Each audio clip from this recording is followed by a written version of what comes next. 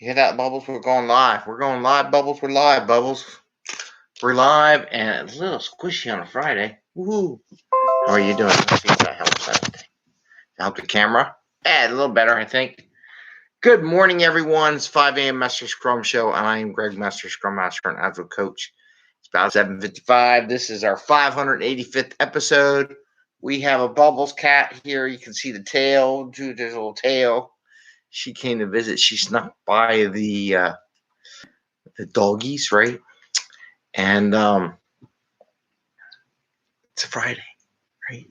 And the problem is we're doing Fortune Cookie Friday today, and I'm down to my last fortune cookie, last one.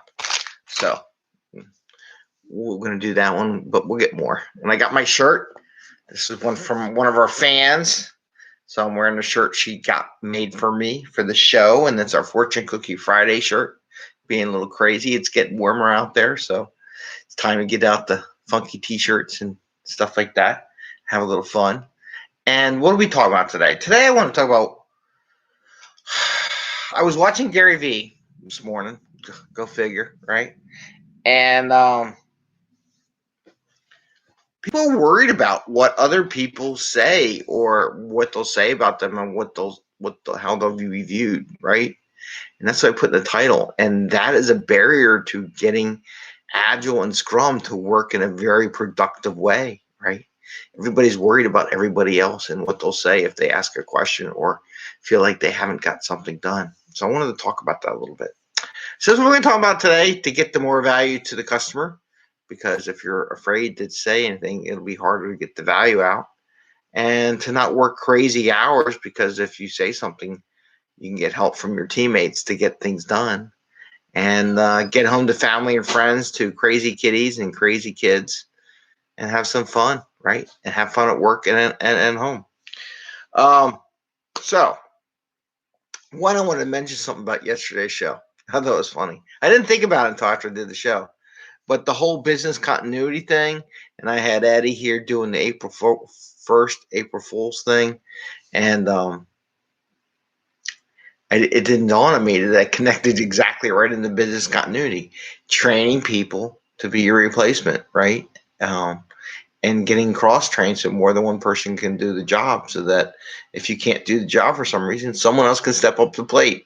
So I guess I have to draft Eddie and show him how to turn on YouTube and do the live feed someday, or Isabella, so they can go do the show if Dad's not here, right? Or out or something. I don't know.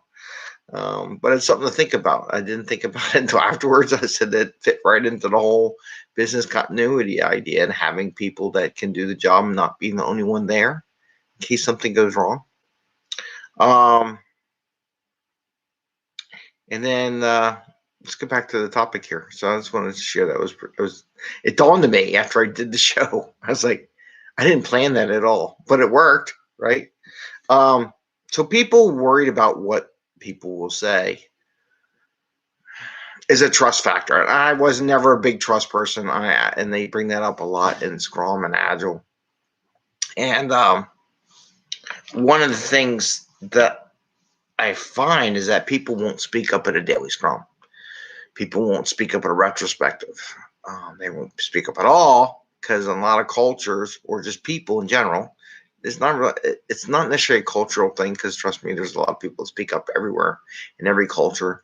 And if you really think it's a total cultural thing, a little bias there, right? You got to give them the opportunity, give them to speak up and do whatever they need to do to get the job done. Sooner or later they do, as long as they get to the trust level. So how do we create that trust level? One, have a lot of one-on-ones with people. It's got to be done. It's a lot of legwork, but that's what's part of being a Scrum Master or an Agile coach, is those one-on-ones, building that trust level. Two, getting the team norms together. Get them all on the same page. People trash the team norms. Oh, we don't need that. You really want that because you want everybody on the same level. Because you want to remind people that we all agreed to in writing. And writing is a very different thing than just speaking it. When you write things down, unless you have no what's the word, Bubbles? If you have no self-integrity, I can't help you. If everybody on a team has no self-integrity, because if there's no self-integrity, don't worry about nothing. Well, I mean, you can make a fool of yourself, which is fine. That's self, I don't know, whatever, self-humor. But self-integrity, where you have some integrity on what you say and do, and if you give your word, it's kind of means something. If it doesn't mean anything, if you give your word, then it doesn't matter, right? So having that team norm so that people can feel safe to talk up and not worried about what other people will say. And also, one of the things you have to watch out because they'll trash each other is open up to who you are a little bit so people know they are, so they know that they're human too, and everybody makes mistakes.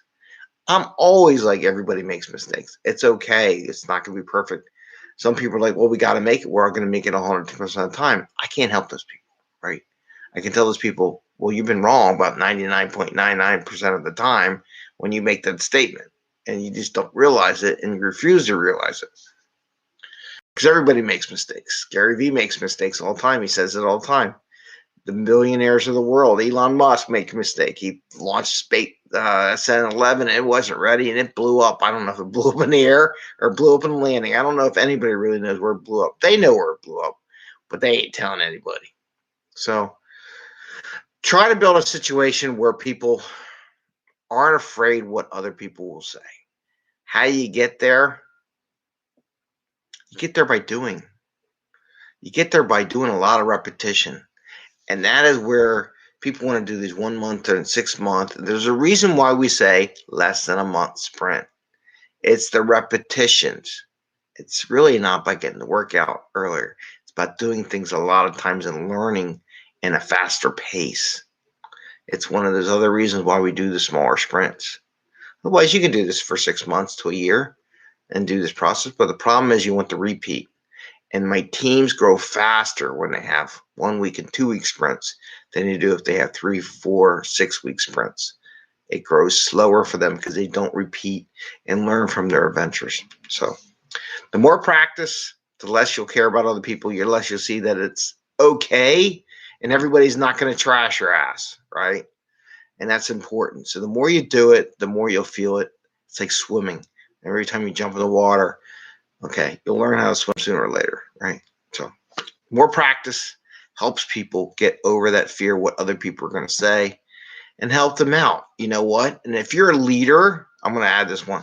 If you're a leader, if you want to help people feel better about asking for help, ask for help yourself. Next daily scrum, you're a leader. I say, I need help. Can somebody help me out with this? Leaders do by taking their first shot and doing it a lot so people see it's okay. And that's a leader. That's what a servant leader does. That part I just said was pretty good. So that is what you need to do as a leader. Ask for help so everyone else sees it's okay to ask for help. Your daily scrums will go much better that way. Say, I need your help. I'm trying to figure this out. What do you all think? I'm going to need to set up a meeting. Maybe you can tell me how to solve this problem that I'm having, or I'm seeing this thing, and I need everybody's help to try to figure out what the heck I need, what we can do next, or I can do next. All right. With that, we're going to do Fortune Cookie Friday. Yay! Fortune Cookie Friday! It's the last fortune cookie in the box. Actually, this is the fortune cookie from the local store. So I guess we got to go get Chinese food at some point. So this is the fortune cookie. This is sealed by Agile Accountants. And what we do is we figure out the Agile Accountants leave a message in the fortune cookie. Hopefully there's one in there. If the quality isn't bad, there's one in here. And we read it and we say, well, how does this fortune apply to what we just talked about? So this will be interesting. This can have lots of things, or how it applies to Agile or Scrum in general. It's just something fun to do. Everybody wants to do something crazy. So here's the fortune cookie. We're going to open it up. And there is a fortune in there, so we're lucked out. There is one. Oh, it's got a little blue stuff on. I don't know what the blue means. Maybe it means it's good. Maybe it means it's bad. Okay. Ha! Here you go. How about this one? You know, we talked about everybody's afraid of what other people will say, and you got to get past that in order to progress. Quote: No man is a failure who is enjoying life. See that? No man is a failure who is enjoying life. We just talked about failure. So as long as you're enjoying what you do, it's okay to ask for help. Failure's okay. Just enjoy your life. Don't get wrapped up and around what people will say. Enjoy your own life, right? So you'll never be a failure if you're enjoying what you do. And part of what we do as a Scrum is enjoying working with other people. So maybe that's a little lofty of a description, but no man is a failure who is enjoying life. So as we're doing new things and trying new things, you're not a failure if you're enjoying what you're doing. You may fail every once in a while. Elon Musk blew up a rocket ship the other day. I think he's enjoying life. I don't think I'd call him a failure. He fails every once in a while, but he's not a failure, right? Gary Vee, not a failure. He's enjoying life. I think he's trying to do it more, but as long as you're enjoying life, and myself, I'm enjoying life. I don't know if I count myself as a failure. I do worry about sometimes what other people say. Sometimes I don't. I'm wearing this. I'm doing the show every day. I got a bubbles. We're doing it live. So, you know what? Enjoy life. Because if you're enjoying life, you're never a failure. And with that, we're going to say goodbye. Uh-oh. Goodbye. We got a boy here. Hi, Ed. Give us a thumbs up, right? Top Dad. There you go. Thumbs up. And we got to ring the little bell so you get notification on your phone or your social media, email, whatever that says we went live and had some fun. No, it's on the front. It's on the front. When you just open it, it's there. Oh, when you open it, it's there. Got that, everyone? So please tell your friends, share, enjoy your weekend. We'll be here this weekend too. It's Easter weekend. Maybe we'll get the Easter bunny. I gotta get the Easter ears out and do a show with ears. Well, Bubbles had ears yesterday. Bubbles had ears yesterday. She's a cat. No, wait, bunny ears. Oh, bunny ears. Okay. All right. See y'all. Happy scrumming. Enjoy your Friday. Take care. See you next time. Bye. Bye. Bye. And we're out. Bye.